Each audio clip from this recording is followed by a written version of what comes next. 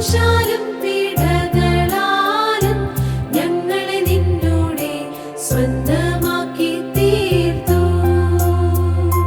നിന്നുടെ വക എന്ന ബോധ്യത്തിൽ ജീവിപ്പാനും നിന്നുടെ ഇഷ്ടം നിറവേറ്റപ്പെടാനും നിന്നധികാരത്തിൻ കീഴ്പ്പെടുവാനും നിലനിൽപ്പാനും ഉടയോനാം കർത്താ നിന്നെ സ്തുതിക്കുന്നു.